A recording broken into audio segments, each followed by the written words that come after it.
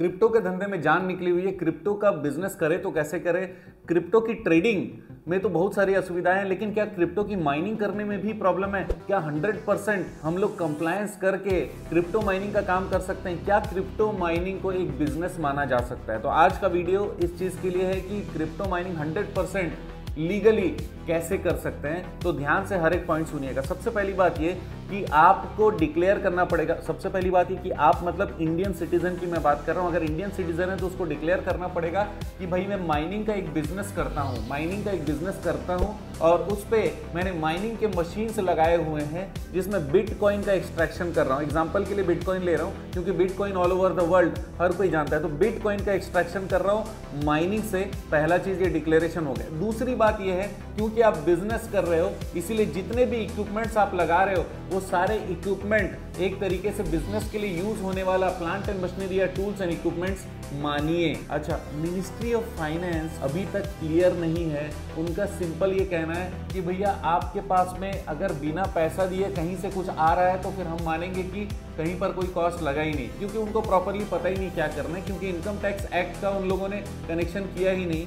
मैं कनेक्शन करके आपको बता रहा हूँ क्योंकि ये मेरा 100% क्लियर ओपिनियन है, ऑब्वियसली ओपिनियन है। क्योंकि अगर आपने बिजनेस के लिए कोई भी plant and machinery tools and equipments use किया है तो उस पर डेप्रिसिएशन लेने का पूरा अधिकार रहेगा। लेकिन हाँ, उस पर जो जीएसटी अगर आपने पेमेंट किया होगा उसका क्रेडिट मत ले लीजिएगा। ध्यान से सुनना, जो टूल्स आपने खरीदे, कंप्यूटर्स खरीदे होंगे, सिस्टम खरीदे होंगे जिसपे आप एक्सट्रैक्शन कर रहे हैं बिटकॉइन का फार्मिंग के थ्रू, तो उस पर जीएसटी का क्रेडिट मत लीजिए, लेकिन उसको as a plant and machinery tools and equipment आप यूज करिए और उस पर डेप्रिसिएशन जरूर चार्ज कर पाएंगे। तो डेप्रिसिएशन आप चार्ज कर लेंगे, इसका मतलब ये होगा कि वो खर्चे का आपको बेनिफिट मिलेगा। आपको profits and gains from business and profession के जैसे आपको बैलेंस शीट बनाना पड़ेगा, प्रॉपरली उसकी ऑडिट कराइएगा, उसमें कुछ भी चीज छोड़िएगा मत। और जितना भी एक्सट्रैक्शन आपने बिटकॉइन का किया उसका पूरा लेजर आप रखिएगा। जो भी एक्सचेंज में आपने उसको ट्रांसफर करने का सिस्टम रखा है उसका पूरा लेजर रखिएगा और उसकी कैपेसिटी से लेकर सारे डॉक्यूमेंट्स आपको रखने पड़ेंगे।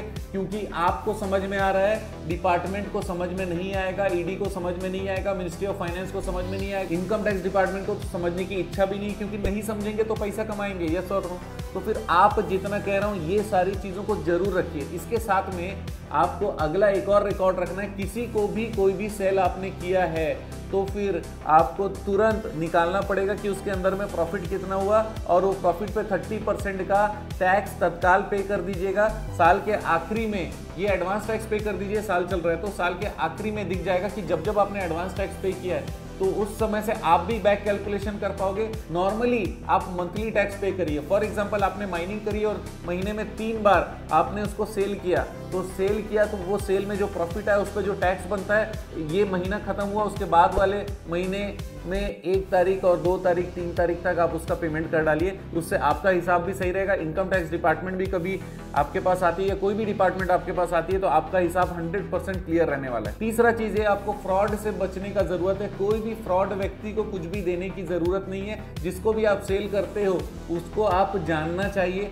वो जानने के लिए जो भी लीगल डॉक्यूमेंट उनके होते हैं वो जरूर मंगा लीजिए। कुछ वेंडर्स रखिए अपने 5-10 वेंडर जिनको आप सेल करते होगे और वो जेन्युइन कंपनीज होनी चाहिए या जेन्युइन पर्सन होने चाहिए जिनका लीगल सर्च आप जरूर एक बार करा लीजिए। थोड़ा सा मेहनत है क्योंकि आप फार्मिंग के जरिए पूरा बिजनेस कर रहे हो, आपको बिजनेस ठप हो सकता है अगर जो स्टेप्स मैं बता रहा हूं वो नहीं किया तो लीगल सर्च करके उसके साथ डिक्लेरेशन करके एक एग्रीमेंट करके कि आपके साथ में उनका डील क्या क्या है। आप जब भी दोगे तो वो आपको पेमेंट करेंगे आपके बैंक खाते में। बैंक में ही पेमेंट लीजिएगा। ऐसा मत करिएगा कि 10 में से 7 बार बैंक में लिया, 3 बार कहीं और लिया, ट्रांजैक्शन कहीं से भी पकड़ में अगर आया तो फिर आपको प्रॉब्लम हो जाने वाली है। देखिए, जब जब कोई बिजनेस होता है उससे रिलेटेड एक्सपर्ट भी होता है। एक्सपर्ट होता है तो डिपार्टमेंट कभी ना कभी उसको हायर कर लेता है, चाहे जरूरी में चाहे मजबूरी में। तो हमको एकदम क्लियर रहने की जरूरत है। अगर आप बिटकॉइन का धंधा कर रहे हो तो आप आराम से कर सकते हो अगर 100% कंप्लायंस के साथ करते हो।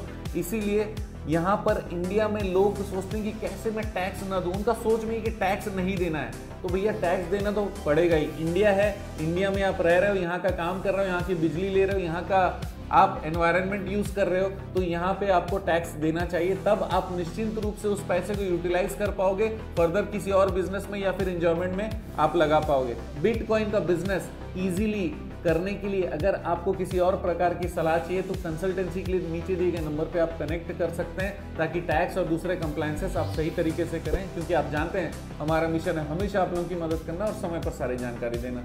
वीडियो को शेयर जरूर करिएगा, सब्सक्राइब नहीं किया तो कर लीजिए, कमेंट करना मत भूलिएगा। आपका दिन ज़बरदस्त और